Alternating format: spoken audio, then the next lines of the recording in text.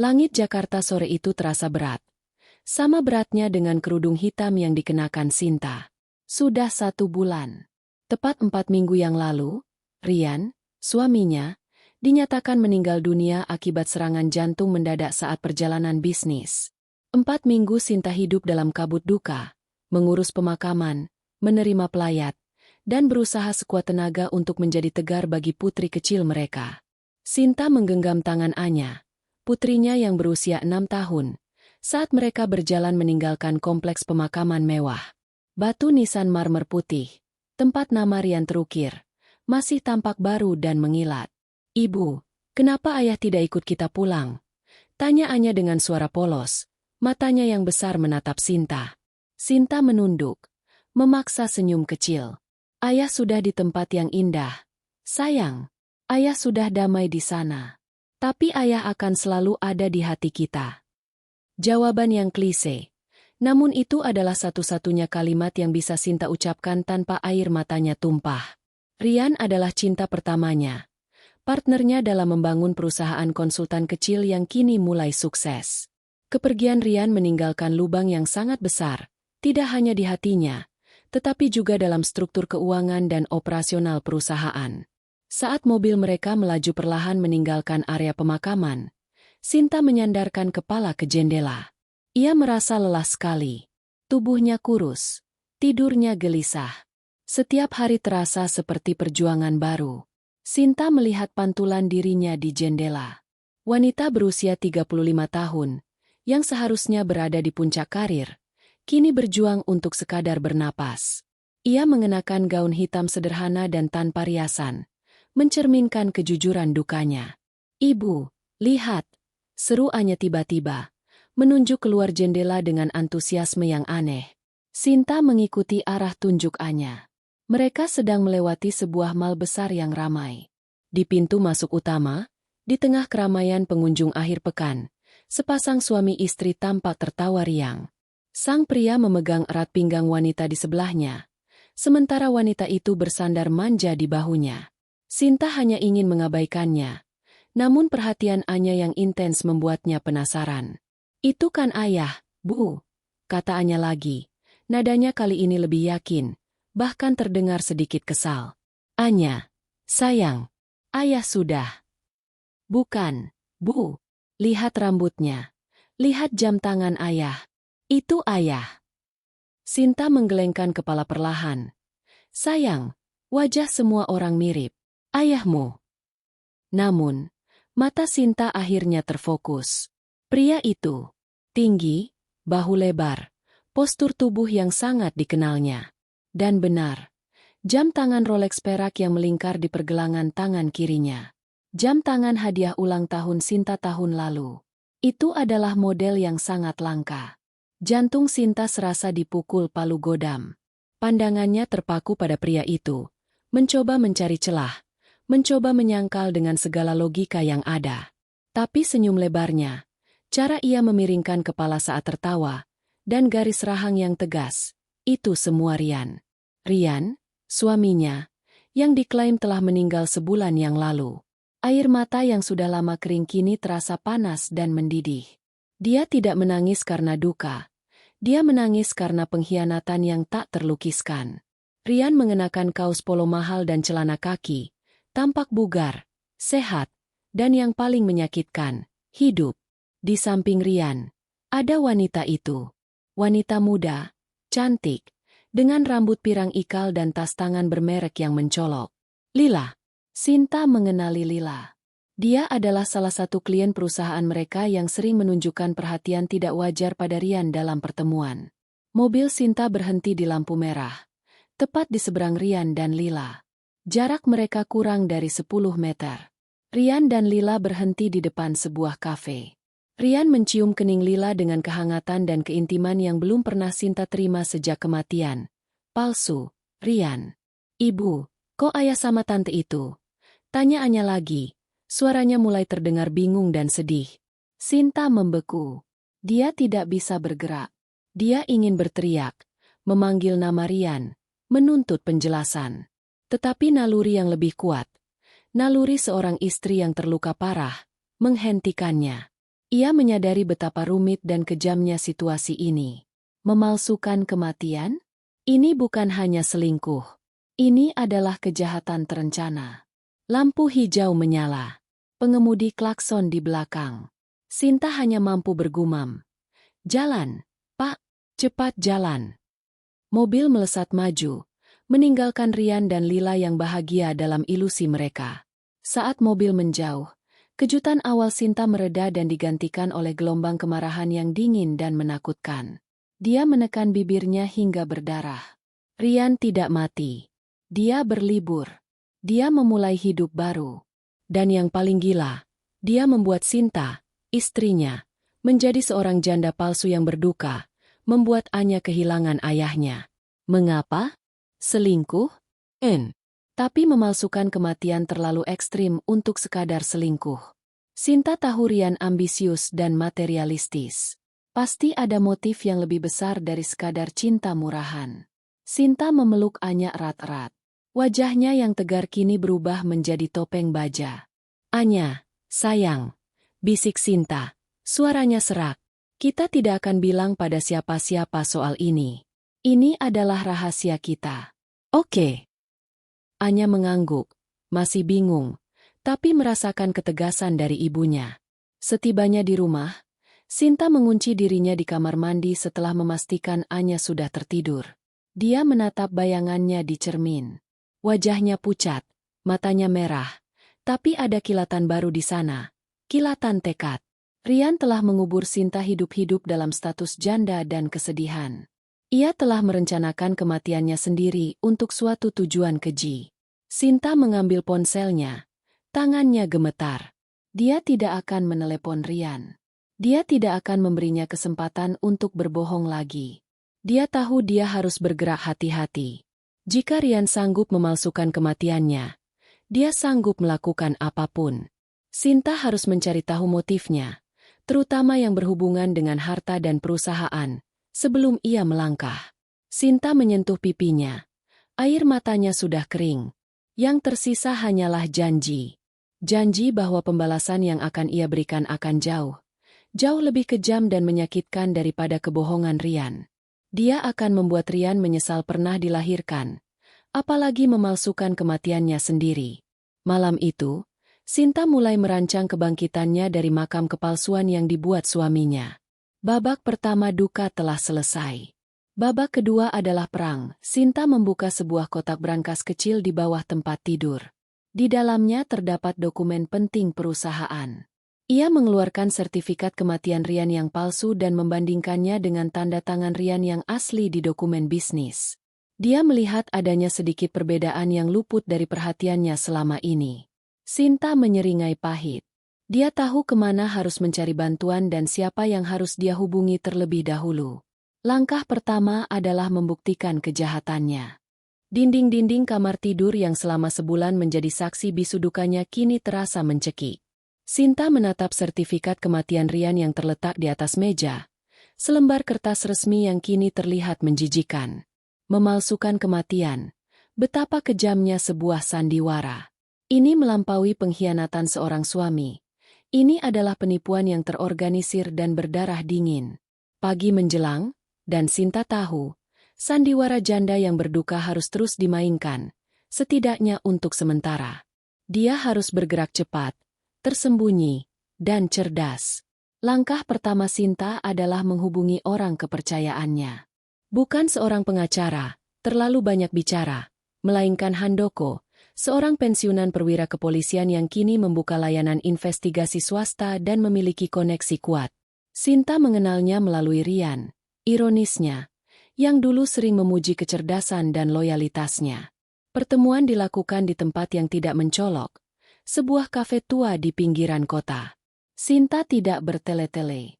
Dia menunjukkan foto Rian bersama Lila, sertifikat kematian, dan jam tangan Rolex yang ia klaim menjadi bukti bahwa Rian masih hidup. Handoko, pria parubaya dengan sorot mata tajam, mendengarkan dengan tenang, tanpa menunjukkan rasa terkejut sedikitpun. Palsu, kata Handoko singkat, setelah memeriksa tanda tangan di sertifikat kematian dengan menggunakan alat khusus. Tanda tangan pejabatnya nyaris sempurna, Tapi ada keraguan milimeter pada penekanan tinta di bagian jabatan. Pemalsu profesional, Nyonya Sinta. Handoko segera melacak alur birokrasi sertifikat tersebut. Dalam waktu 48 jam, ia kembali dengan konfirmasi yang mengerikan. Rian memang tidak pernah dirawat di rumah sakit yang tercantum dalam sertifikat.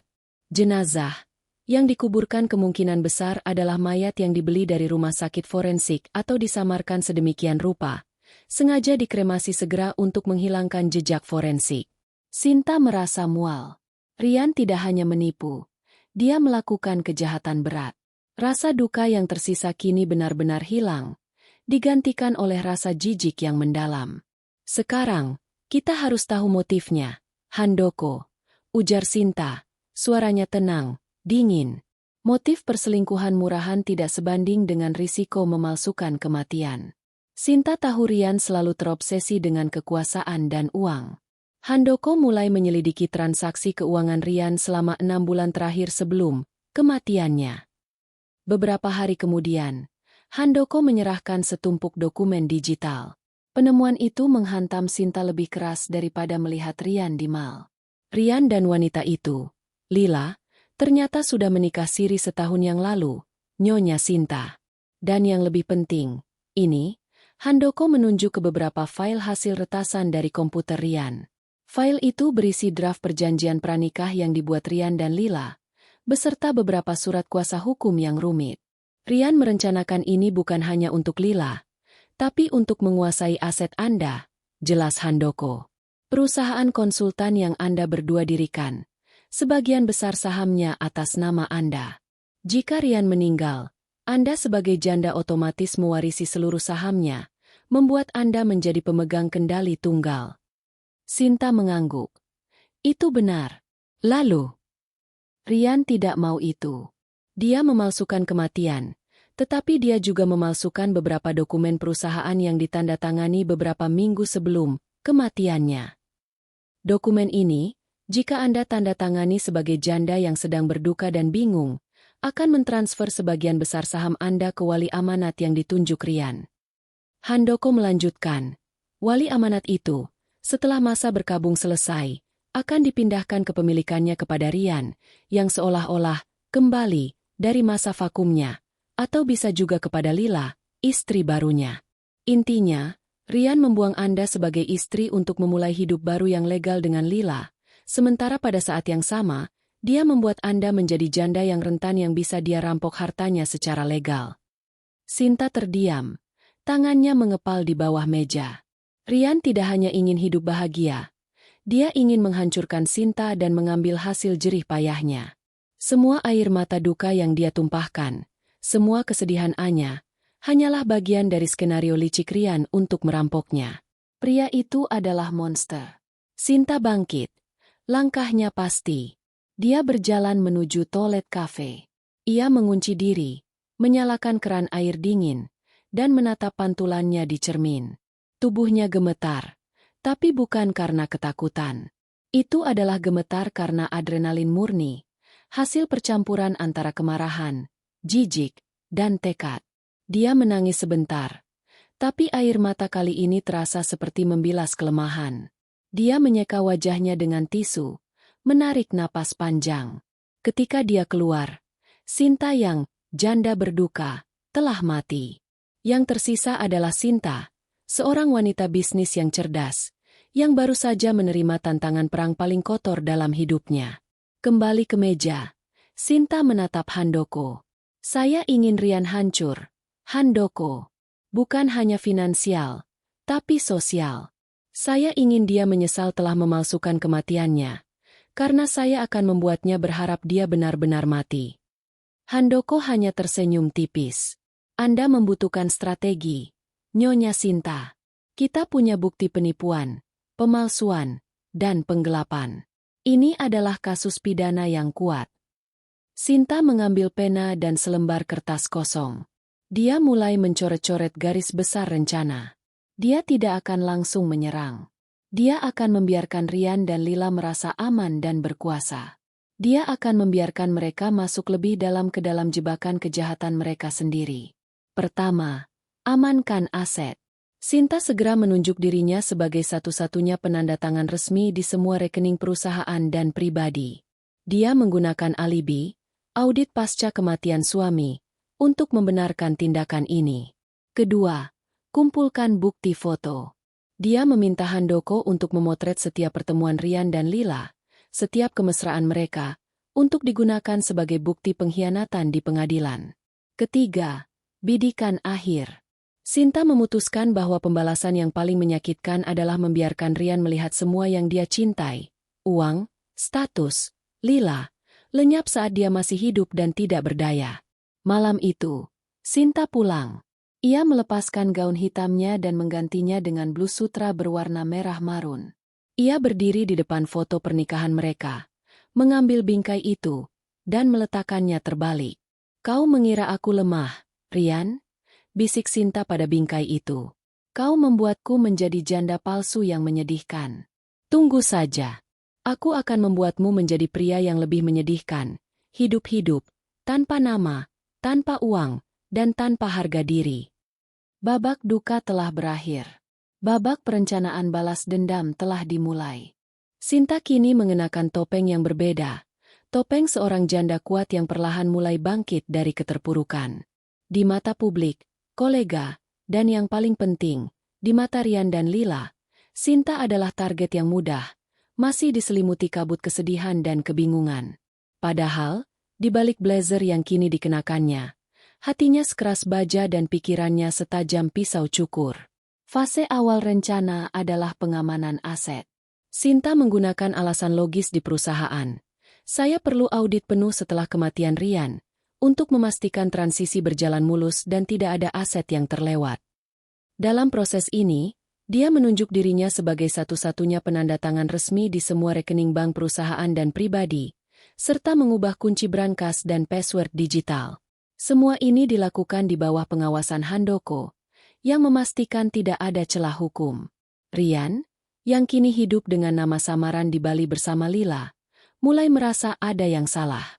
Beberapa hari setelah Sinta menyelesaikan pengamanan asetnya, Rian menelepon Sinta, menggunakan nomor telepon rahasia yang ia klaim dari pengacara mendiang suami. "Halo, ini Sinta," jawab Sinta. Suaranya dipaksakan terdengar lelah dan sedikit sedih. "Nyonya Sinta, saya pengacara dari Tuan Rian. Saya menemukan beberapa dokumen yang belum Anda tanda tangani, terkait dengan penunjukan wali amanat untuk saham perusahaan Anda." Suara di seberang terdengar formal dan menuntut. Sinta sudah tahu dokumen apa itu. Surat kuasa palsu yang akan mentransfer sahamnya. "Oh, ya, saya masih sangat sibuk, Tuan. Saya kesulitan berkonsentrasi," jawab Sinta. "Juga, bank mengatakan ada sedikit masalah teknis dengan otorisasi tanda tangan saya yang baru. Saya sedang memperbaikinya. Bisakah kita tunda tanda tangan dokumen itu 2 minggu? Saya baru akan sanggup berpikir jernih saat itu." Rian, melalui suara pengacara palsu, mendesak, tapi Sinta berkeras. Sinta tahu penundaan ini akan membuat Rian frustrasi. Dia ingin Rian melakukan kesalahan. Rian terlalu terburu-buru dan serakah, dan Sinta berniat mengeksploitasi kelemahan ini. "Biarkan dia panik, Handoko," kata Sinta kepada investigatornya. "Orang serakah jika panik akan membuat langkah bodoh. Dia akan kembali ke Jakarta untuk membereskan kekacauan ini secara langsung." Handoko menyanggupi. Ia dan timnya kini fokus memantau pergerakan Rian dan Lila. Mereka mendokumentasikan gaya hidup mewah mereka di Bali. Sinta juga mulai membangun narasi publik. Ia mulai muncul di acara-acara sosial dan bisnis, mengenakan pakaian yang elegan, tidak lagi hitam, dan selalu membawaannya. Dia tampak seperti seorang ibu tunggal yang berjuang keras. Ini adalah trik cerdik untuk memancing Rian. Ketika Sinta muncul di sebuah acara amal yang disorot media lokal, ia berbicara singkat tentang betapa beratnya memimpin perusahaan sendirian, dan betapa berharganya setiap aset perusahaan untuk masa depan anaknya. Taktik ini berhasil. Rian, yang menonton berita itu dari Bali, mendidih. Dia tidak bisa membiarkan Sinta mengendalikan semuanya. Apalagi jika Sinta mulai menyingkirkan orang-orang kepercayaan Rian dari dewan direksi. Rian pun kembali ke Jakarta secara diam-diam. Dia menginap di sebuah apartemen sewa yang aman, jauh dari area yang pernah ia tempati. Lila ikut bersamanya, bertindak sebagai sekretaris Rian. Inilah yang Sinta tunggu-tunggu. Rian secara sukarela memasuki sarang singa, mengumpulkan bukti kejahatan ganda. Saat Rian berada di Jakarta, Handoko bekerja keras. Rian, yang merasa aman karena kematiannya sudah terbukti secara hukum, berani bertemu dengan beberapa rekanan bisnis lama yang bekerja sama dengannya dalam skema penggelapan. Handoko berhasil merekam percakapan krusial antara Rian dan seorang notaris korup, membahas pemalsuan surat kuasa dan pembagian uang asuransi jiwa yang seharusnya cair kepada Sinta. Dalam rekaman itu, Rian dengan bangga menceritakan bagaimana ia merekayasa seluruh kematiannya. Bukti ini, rekaman suara dan video, adalah amunisi emas Sinta. Tidak hanya membuktikan Rian masih hidup, tetapi juga membuktikan niat kriminalnya. Sementara itu, Sinta melakukan serangan balik yang cerdik di perusahaan. Dia menemukan bahwa Rian diam-diam telah menandatangani kontrak kerugian besar dengan perusahaan fiktif yang dikendalikan oleh Lila. Sinta mengadakan rapat darurat dewan direksi, menunjukkan bukti kontrak bodong itu. Dia berpura-pura terkejut dan marah. Saya yakin almarhum suami saya ditipu oleh perusahaan ini. Saya harus menyelamatkan perusahaan kita, kata Sinta dengan nada dramatis. Sinta menggunakan wewenang barunya untuk membatalkan semua kontrak mencurigakan yang ditandatangani Rian beberapa hari sebelum kematiannya, termasuk kontrak dengan Lila. Dengan demikian, Rian kehilangan pendapatan gelapnya. Umpan terakhir. Mendengar kontrak-kontraknya dibatalkan, Rian menjadi putus asa. Dia merasa rencana penguasaan harta yang sudah ia susun selama setahun kini berantakan dalam 1 bulan. Rian mengambil langkah paling fatal. Dia menghubungi Sinta secara langsung, menggunakan suara yang disamarkan, dan berpura-pura menjadi agen asuransi yang ingin memverifikasi klaim kematian. Sinta menyambutnya. Dia mengatur pertemuan di sebuah hotel mewah, tempat Rian merasa ia bisa mengendalikan situasi. Tujuannya adalah untuk memancing Rian masuk ke tempat yang telah dipersiapkan Sinta. Saya akan datang sendiri, kata Sinta. Tapi saya harus membawa beberapa dokumen asli. Bisakah Anda bertemu di ruangan eksekutif lounge di lantai 15 Hotel Mahardika? Ruangan itu telah dipesan oleh Handoko, dan seluruh ruangan telah dipasang kamera tersembunyi. Sinta tersenyum dingin. Rian mengira ia akan menipu Sinta untuk terakhir kalinya. Tapi Rian tidak tahu. Ia baru saja menandatangani surat undangannya sendiri ke neraka. Sinta sudah memegang semua benang kebohongan itu di tangannya, siap menariknya hingga sandiwara Rian terurai total. Sambil merapikan dokumen-dokumen bukti kejahatan di dalam tasnya, Sinta merasakan kedamaian yang aneh. Rasa sakit telah bertransformasi menjadi kekuatan. Dia siap untuk konfrontasi yang mematikan. Ruangan eksekutif lounge di lantai 15 Hotel Mahardika terasa sunyi, sebuah kota kaca mewah yang menyajikan pemandangan cakrawala Jakarta yang padat. Sinta duduk di kursi sofa tunggal, mengenakan setelan bisnis abu-abu yang rapi. Dia tampak anggun, percaya diri, dan jauh dari citra janda lemah yang selama ini ia mainkan. Di meja di depannya, tergeletak sebuah amplop coklat tebal. Pukul 3 sore, pintu ruangan terbuka. Rian masuk, didampingi oleh Lila. Rian, yang masih berhati-hati, mengenakan topi dan kacamata hitam, berpakaian formal namun terlihat tegang. Lila mengenakan gaun mini yang mencolok, memainkan peran sebagai sekretaris yang seolah-olah baru dikenalnya. Nyonya Sinta? Sapa Rian dengan suara yang dipaksakan berwibawa, mencoba menyamarkan suaranya. Saya adalah Tuan Angga, dari perusahaan asuransi. Maaf mengganggu masa duka Anda. Sinta tersenyum, senyum yang tidak mencapai matanya.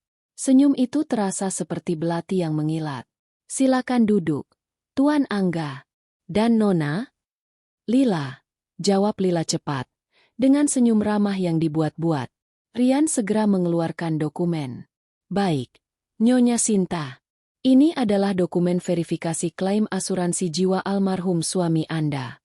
Kami hanya perlu tanda tangan Anda untuk mengesahkan transfer dana asuransi. Ini rutin.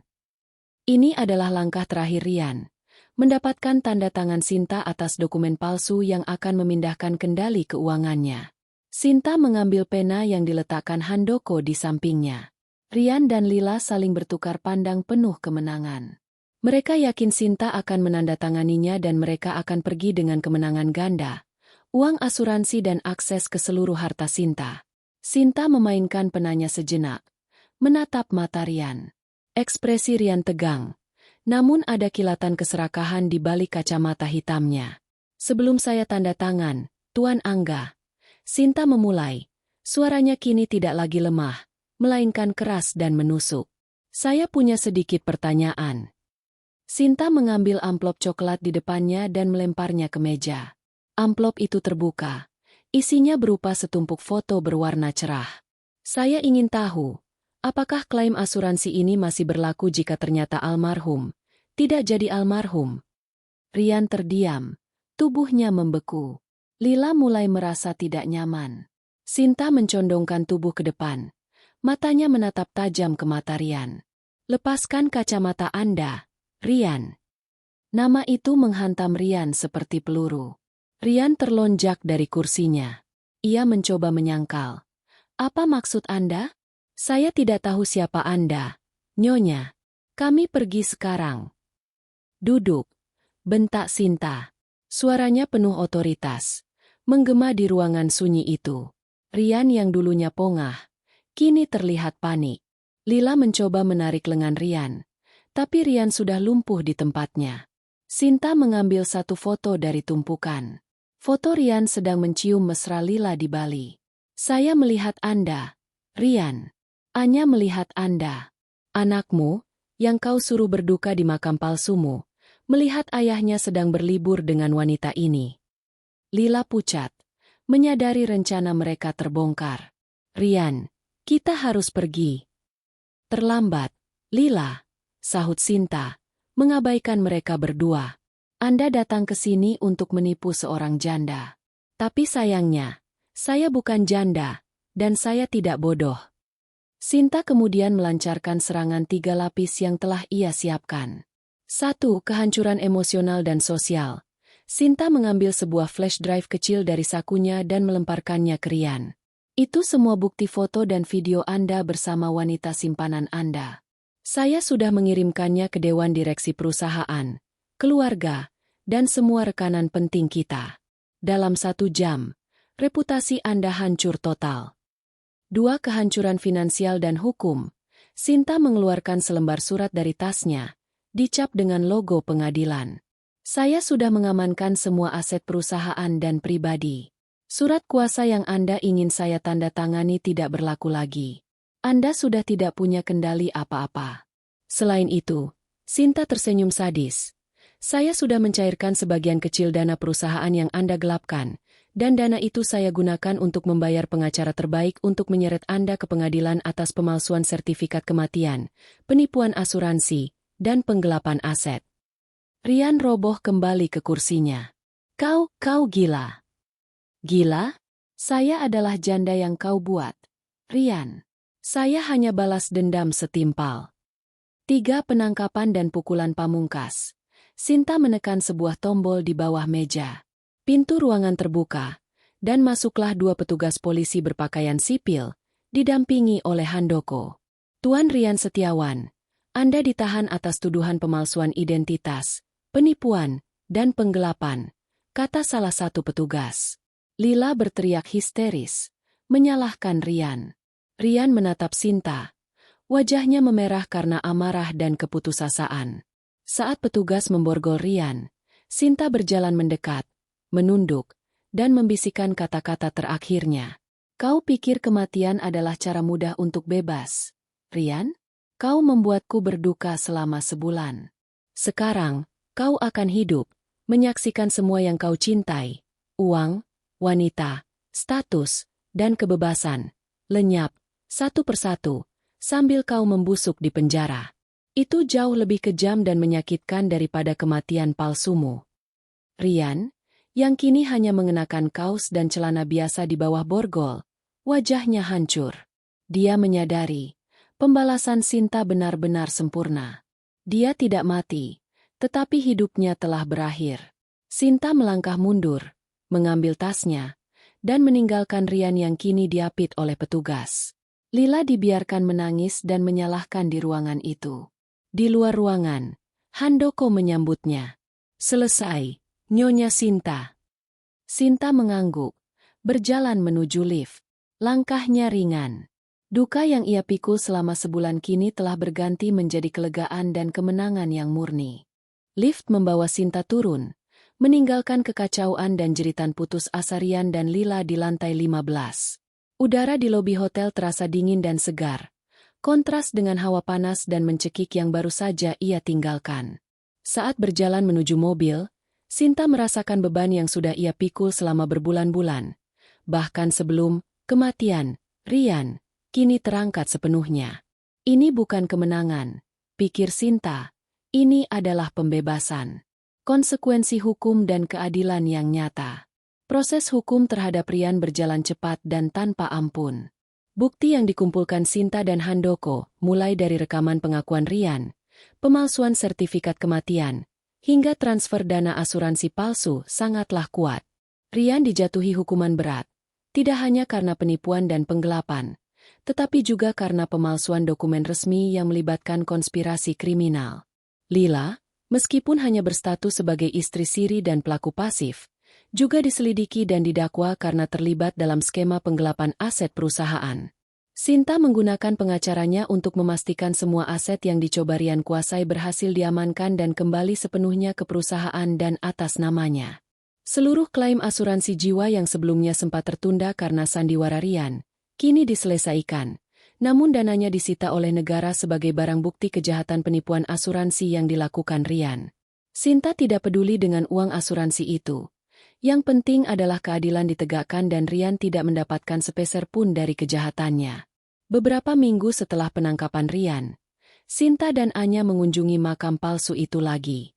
Kali ini, Sinta tidak membawa bunga duka, melainkan sebuah karangan bunga kecil yang cerah. Kita tidak perlu datang ke sini lagi, sayang, kata Sinta lembut kepada Anya. Ayahmu, dia membuat pilihan yang sangat buruk. Dia tidak di sini. Ayahmu sudah memilih jalannya sendiri, dan itu tidak bersama kita. Anya, yang kini lebih mengerti setelah Sinta menjelaskan situasinya dengan bahasa yang sederhana, ayahmu berbohong dan harus diperbaiki kesalahannya, mengangguk. Dia meletakkan bunga itu dan mencium batu nisan yang kini terasa seperti monumen kebohongan. Ini adalah ritual perpisahan Sinta yang sesungguhnya. Ia tidak lagi berduka atas kematian yang tak pernah terjadi, melainkan berduka atas hancurnya sosok yang pernah ia cintai. Penyembuhan dan pertumbuhan. Sinta memutuskan untuk melakukan perubahan besar dalam hidupnya. Dia tidak lagi bisa tinggal di rumah yang penuh kenangan palsu bersama Rian. Dia menjual rumah itu dan membeli sebuah apartemen dengan pemandangan kota yang luas, melambangkan cakrawala baru dan peluang tak terbatas. Di perusahaan, Sinta melakukan restrukturisasi besar-besaran. Dia mengganti nama perusahaan, membersihkan semua elemen dan rekanan yang terafiliasi dengan Rian, dan menunjuk direktur operasional baru yang sepenuhnya ia percayai. Sinta mengambil peran sebagai CEO tunggal, fokus pada etika bisnis dan transparansi, hal-hal yang Rian anggap sepele. Sinta menyadari bahwa Rian, meski licik, telah mengajarinya satu hal, menjadi pebisnis yang cerdas dan kejam saat diperlukan. Namun, ia akan menggunakan kecerdasan itu untuk membangun, bukan menghancurkan. Babak baru. Cahaya di ujung terowongan. 2 tahun berlalu. Rian masih menjalani masa hukumannya di penjara. Reputasinya hancur total dan dilupakan oleh mantan rekan-rekannya. Lila, setelah hukuman singkat, terpaksa berjuang sendiri tanpa uang dan status. Mereka tidak pernah lagi menghubungi Sinta atau Anya. Sinta, di sisi lain, berkembang pesat. Perusahaannya kini lebih stabil, lebih etis, dan jauh lebih menguntungkan daripada saat Rian masih memimpin. Anya tumbuh menjadi anak yang ceria dan berani. Dia memiliki figur ayah dalam diri Handoko, yang kini menjadi kepala keamanan pribadi Sinta dan sahabat keluarga. Suatu sore, Sinta duduk di balkon apartemen barunya. Ia tidak lagi berbusana hitam. Ia mengenakan gaun putih gading, rambutnya tergerai indah, dan wajahnya dipenuhi ketenangan. Ia membuka album foto lama. Foto pernikahan. Foto Rian tersenyum. Ia menatapnya tanpa rasa sakit, tanpa amarah, hanya sebuah rasa iba yang singkat. Dia ingat janji yang ia buat sendiri di depan cermin. Kubalas ia jauh lebih kejam dan menyakitkan. Sinta tersenyum. Dia telah menepati janjinya. Dia tidak membunuh Rian, tetapi dia mengambil semua yang Rian hargai. Identitasnya, kekayaannya, dan kebebasannya. Dia membuat Rian hidup untuk menyaksikan kehancuran dirinya sendiri.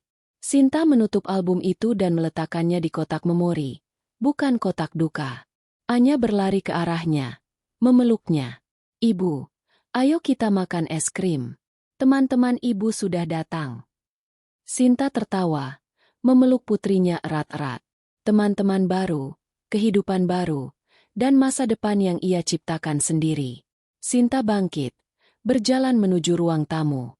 Ia telah melalui kematian, pengkhianatan, dan pembalasan. Ia tidak lagi takut pada bayang-bayang masa lalu. Ia adalah Sinta, wanita yang selamat, bukan janda, bukan korban. Dia adalah pencipta takdirnya sendiri. Penutup, hidup telah mengajarkannya bahwa terkadang, akhir yang paling bahagia bukanlah saat sang pengkhianat mati, melainkan saat sang korban berhasil hidup, lebih kuat, dan lebih bahagia. Sementara pengkhianat itu harus terus bernapas dalam penyesalan yang tak berujung.